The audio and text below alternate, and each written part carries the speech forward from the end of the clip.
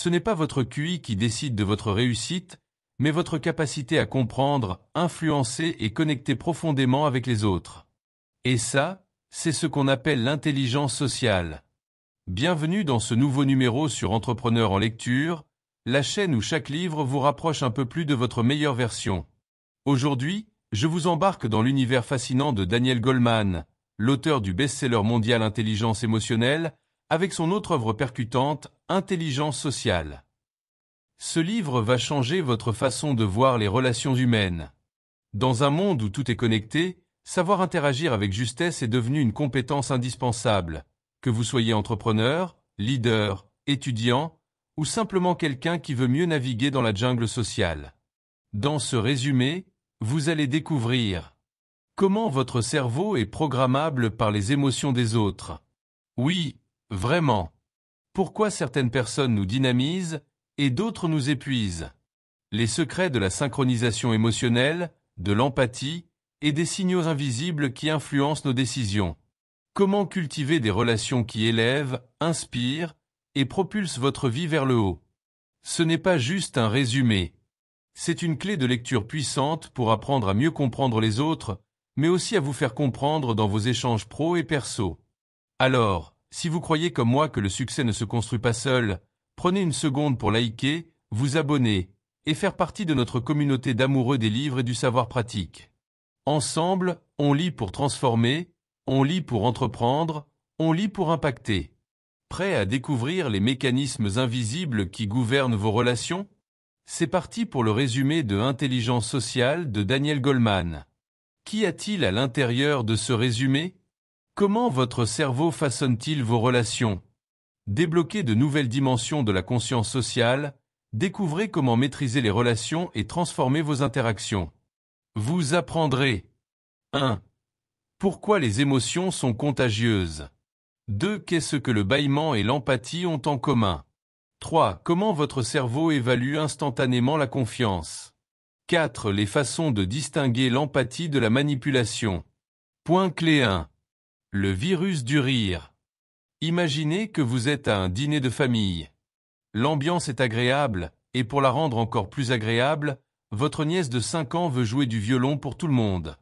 À contre-cœur, des rires commencent à jaillir dans votre poitrine alors qu'elle commence à jouer. Peu importe à quel point vous aimez votre nièce, son jeu est loin d'être de la musique à vos oreilles. D'une manière ou d'une autre, vous gardez votre sang-froid jusqu'à ce que vous croisiez le regard de votre frère. Maintenant, vous ne pouvez pas vous empêcher de rire tous les deux, et votre mère est en colère contre vous. En effet, le rire est peut-être la distance la plus courte entre deux cerveaux, Daniel Goleman. Selon le psychologue Daniel Goleman, c'était votre cerveau social en action. Nos cerveaux sont câblés pour se connecter, des neurones spécifiques captent les émotions des autres, créant un lien invisible et instantané entre les gens. Dans ce cas, le rire s'est propagé non pas à cause de la musique, mais à cause d'une émotion partagée, reflétée et amplifiée. Les émotions sont contagieuses. Vous pouvez soit définir l'ambiance dans la pièce, soit vous adapter à l'ambiance existante. Alors, comment pouvez-vous exploiter la puissance de ce cerveau social? Comment la compréhension de ces connexions subtiles, souvent inconscientes, peut-elle vous aider à devenir plus intelligent socialement et à construire des relations plus fortes? C'est exactement ce que nous sommes sur le point d'explorer, alors restez dans les parages. De plus, à la fin, nous avons distillé le tout dans un plan d'action étape par étape pour vous aider à appliquer les idées de Goleman dans vos propres relations, en commençant dès maintenant. Plongeons dans le vif du sujet. Point clé 2. Exprimer des sentiments sans parole. Les sautes d'humeur sont-elles quelque chose à laquelle vous pouvez vous identifier? Eh bien, il y a un tas de neurosciences passionnantes derrière eux. D'un point de vue scientifique, votre cerveau a deux voies pour que les émotions voyagent, les routes basses et les routes hautes. Les deux routes sont des circuits de neurones reliant les émotions à différents centres cérébraux. Cependant, ils présentent des différences cruciales. En général, vous pouvez considérer la route basse comme une large autoroute où les véhicules de toutes sortes sont autorisés. Par la voie basse, les neurones de votre cerveau captent rapidement un large éventail d'émotions brutes sans les traiter consciemment. La route basse active alors l'amygdale, le centre d'alarme du cerveau. L'amygdale est une petite structure en forme d'amande qui traite des émotions telles que la peur, l'anxiété, la colère et le plaisir. Il active également la réponse combat ou fuite, provoquant des tensions dans tout votre corps. D'un autre côté, la grande route est plus lente mais plus rationnelle. Pour continuer avec les analogies de circulation, il s'agit d'une rue de village que seuls les véhicules à faibles émissions peuvent emprunter. Le circuit de grande route se connecte au cortex préfrontal, un centre cérébral pour l'intention, l'analyse et la pensée critique. Ainsi, les systèmes de route de grande hauteur nécessitent une approche systématique et une réflexion délibérée, mais le travail en vaut la peine. Activer la grande route vous aide à obtenir une image plus claire de la réalité. Imaginez un fan de football éméché qui vous crie dessus dans la rue après un match. Votre route basse enregistrera des émotions négatives et vous incitera à réagir de manière agressive. À quoi cela peut-il mener? Probablement une bagarre de rue.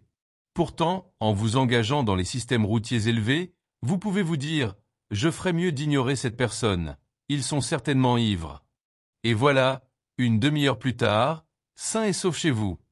N'est-ce pas mieux? Traitez vos pensées comme des nuages dans le ciel, même les plus sombres ne resteront pas éternellement. Même si vous faites face à une myriade de déclencheurs tout au long de la journée, l'activation de vos capacités de réflexion vous aidera à rester calme, à ne pas tenir compte des émotions néfastes et à vous concentrer sur des sentiments productifs et positifs. Point clé 3. Je te vois, je te sens. Le bâillement et la compassion n'ont rien en commun. Êtes-vous d'accord? Eh bien, pas si vous êtes un neuroscientifique. Pour décortiquer cette affirmation, regardons deux exemples simples. Lorsque vous voyez quelqu'un bâiller, vous avez instantanément envie de faire la même chose, même si vous n'avez peut-être pas sommeil. Et si vous voyez un enfant se gratter le genou, vous haletez, le prenez dans vos bras et essayez peut-être même d'apaiser sa douleur avec un toucher tendre. Les humains sont biologiquement câblés pour la gentillesse. En prenant soin des autres, nous vivons au maximum de nos capacités. Alors que la première action semble n'être qu'un réflexe, l'autre est un acte d'empathie. Cependant, ces envies sont causées par le même groupe de neurones appelés neurones miroirs. Comme vous pouvez le deviner d'après leur nom, les neurones miroirs ont une tâche, refléter les sentiments ou les actions que vous observez chez quelqu'un d'autre. Lorsqu'ils reçoivent un signal, ils le transmettent aux centres cérébraux émotionnels et moteurs, ce qui vous fait ressentir et agir en conséquence. Lors de l'enregistrement d'un bâillement, les neurones miroirs vous font bâiller ou du moins vous donnent une impulsion pour le faire. De la même manière, voir quelqu'un pleurer peut vous faire pleurer.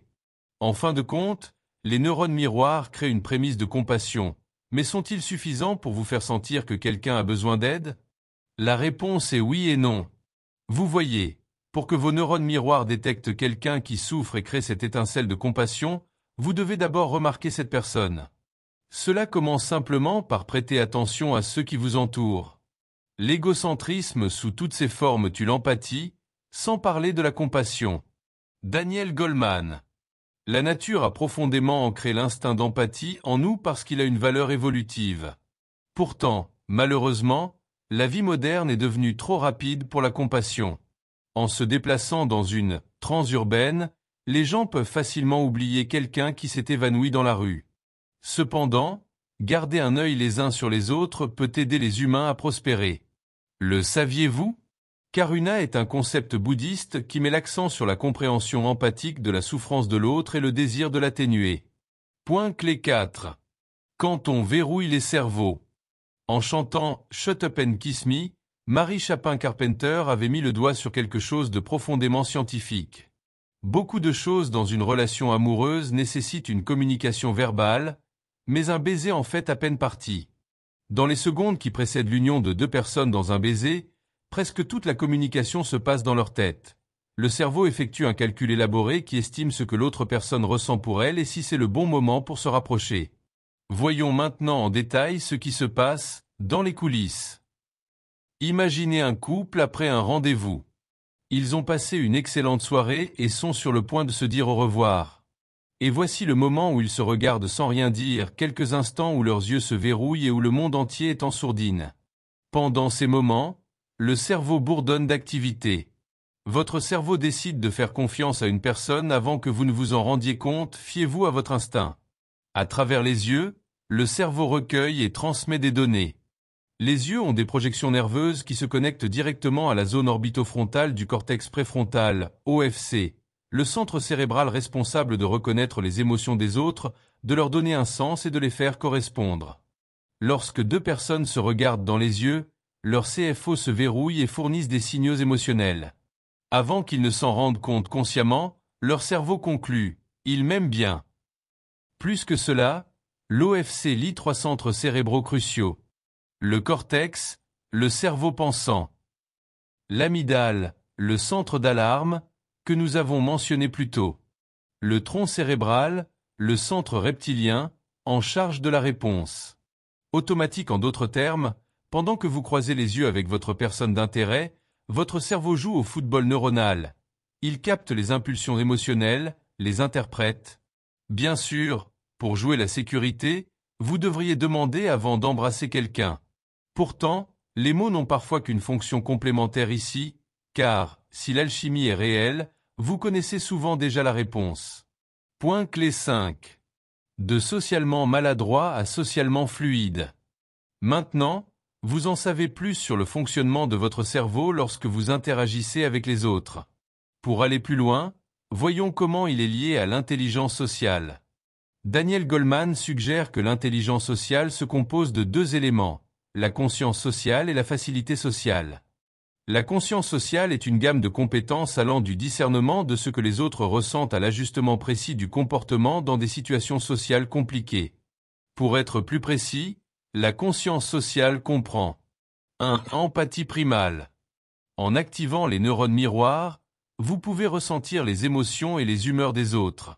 2. Harmonisation. En prêtant attention à une personne, vous pouvez mieux comprendre ses sentiments et ses pensées. 3. Précision empathique.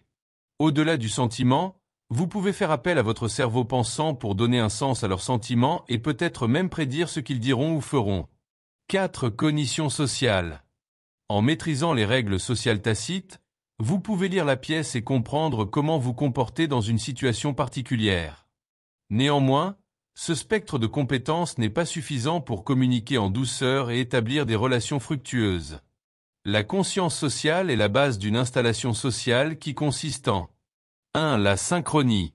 En lisant les indices non-verbaux, vous savez inconsciemment quoi faire, comme sourire au bon moment ou hocher la tête. 2. La présentation de soi. En fonction de la situation, vous comprenez quel côté de votre personnalité mettre en valeur, comme l'affirmation de soi dans le monde de l'entreprise ou l'humilité lors de l'apprentissage de l'aïkido. 3. Influence. En évaluant le contexte et en faisant preuve de maîtrise de soi, vous pouvez adapter votre réaction et exercer l'impact souhaité. Par exemple, si quelqu'un vous crie dessus, vous pouvez lui demander de baisser la voix au lieu de crier en retour. 4. Préoccupation. En plus d'avoir de l'empathie envers les autres, vous devriez exprimer vos sentiments en action, par exemple en faisant quelque chose pour soulager la douleur d'une personne. Les manipulateurs peuvent simuler l'empathie, mais ils n'agissent pas en conséquence. Ce qui compte le plus, ce sont les actions qui comptent. Même si ce domaine de la science semble compliqué, être socialement intelligent est profondément naturel pour les humains. C'est un talent inné qui nous pousse à donner à un ami en deuil un câlin au lieu de lui donner des conseils. Pourtant, il existe encore des moyens de s'améliorer, comme combiner la conscience sociale et la facilité sociale. Point clé 6. L'illusion de l'empathie. Il serait injuste de parler de la beauté et du potentiel du caractère humain et de ne pas admettre ses défauts. De l'autre côté du spectre de l'empathie se trouve ce que les psychologues appellent la triade noire, composée de narcissiques, de machiavéliques et de psychopathes. Cependant, ces personnes ne se promènent pas avec les étiquettes narcissique ou psychopathe sur leur manteau. Il peut être assez difficile de voir à travers leur façade socialement appropriée. Par conséquent, discutons des caractéristiques de ces types délicats. Les narcissiques se présentent sous deux formes, saines et malsaines. Un narcissisme sain est un ingrédient clé du succès car il alimente la confiance en soi.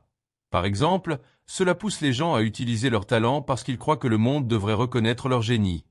Sûrs de leur exceptionnalité, les narcissiques sains restent ouverts aux commentaires et peuvent ressentir de l'empathie. En revanche, Les types malsains défendent aveuglément l'idée de leur grandeur et ne tiennent pas compte des sentiments des autres. Les personnes narcissiques préfèrent souvent l'admiration à l'amour. Les machiavéliques sont des manipulateurs dont la devise est « et la fin justifie les moyens ». Ils sont très efficaces dans ce qu'ils veulent, ce qui peut être admirable et même souhaitable. Pour atteindre leurs objectifs, ils utilisent les gens plutôt que de construire des relations significatives avec eux dès que les gens n'offrent aucune valeur pratique. Les machiavéliques ne se soucient pas d'eux. Cependant, leur capacité à charmer est persuasive. Les psychopathes ont des caractéristiques communes avec les machiavéliques, comme l'égocentrisme et le fait de voir les gens comme des objets. Ce qui les distingue, c'est leur absence d'anxiété et de peur. N'ayant pas peur de la punition, les psychopathes commettent souvent des crimes graves. Il est facile pour eux d'être l'agresseur, ils ont du mal à discerner la peur et la douleur chez les autres, de sorte qu'ils ne bougent pas lorsque quelqu'un montre des signes de détresse. Souvent, ce sont les archétypes des méchants que nous voyons dans les films. En somme, les trois types partagent un manque d'empathie élémentaire. Mais chaque type peut maîtriser la cognition sociale, ils peuvent apprendre à imiter la gentillesse et la compréhension, ce qui les aide à coexister dans la société. Cependant, leur empathie ne se traduit pas par des actions compatissantes. Passons maintenant à un guide pratique qui vous aidera à naviguer dans les interactions sociales et à réussir dans vos relations. Essayez ceci. La communication est primordiale, mais elle n'a pas toujours besoin de mots. En maîtrisant l'intelligence sociale, vous pouvez apaiser les tensions avec une blague légère ou apporter une touche réconfortante au besoin. Améliorez vos compétences relationnelles grâce à ces tactiques pratiques qui aiguisent l'empathie, la sensibilisation et la connexion, dès aujourd'hui. Décodez les indices non verbaux. Au cours de vos 3 prochaines conversations, concentrez-vous entièrement sur le ton, les expressions faciales et la posture corporelle de l'autre personne, puis devinez son émotion sous-jacente avant de lui demander comment elle se sent. Essayez un suivi de compassion. Lorsque vous sentez de l'empathie surgir, agissez dans les 24 heures, qu'il s'agisse d'envoyer un message, d'offrir de l'aide ou simplement de prendre des nouvelles de vos nouvelles. Participez à un laboratoire d'écoute. Choisissez une interaction chaque jour où votre seul objectif est d'écouter. Pas de conseils, pas de correction, pas d'histoire de votre cru. Il suffit de réfléchir à ce que vous entendez et de remarquer comment les gens réagissent. Repérez vos préjugés émotionnels. Une fois par jour, réfléchissez à la façon dont votre humeur actuelle pourrait influencer votre jugement sur les autres. Demandez-vous, est-ce que je me sentirais comme ça si j'étais dans un état émotionnel différent ? Continuez. Construire une véritable connexion est une pratique de toute une vie, et chaque petit moment de prise de conscience vous rapproche de sa maîtrise. Conclusion. Vous l'aurez compris, développer son intelligence sociale, ce n'est pas juste être sympa ou sociable. C'est comprendre les dynamiques invisibles qui influencent chaque relation, chaque négociation, chaque opportunité dans votre vie. Ce que nous révèle Daniel Goleman, c'est que notre succès, notre bien-être, et même notre santé mentale dépendent de la qualité de nos interactions humaines. Plus vous êtes conscient de vos émotions et de celles des autres, plus vous devenez un leader inspirant, un partenaire aligné, un être humain connecté. Et la bonne nouvelle, c'est que cette intelligence se travaille, se muscle, s'entraîne. Pas besoin de talent inné, juste de la conscience et de l'action. Si ce résumé vous a ouvert les yeux, imaginez ce que la lecture complète pourrait faire pour vous. Et surtout, imaginez les résultats dans votre vie personnelle et professionnelle si vous appliquez ne serait-ce qu'un seul des principes abordés aujourd'hui. Merci d'être resté jusqu'à la fin. Si tu veux continuer à grandir avec moi, rejoins la communauté entrepreneur en lecture en t'abonnant, en activant la cloche et en laissant un petit commentaire pour me dire ce que tu retiens le plus de ce résumé. On se retrouve très bientôt pour un nouveau voyage à travers les meilleurs livres du moment. Et n'oublie pas, on ne lit pas pour s'instruire, on lit pour se transformer. À très vite.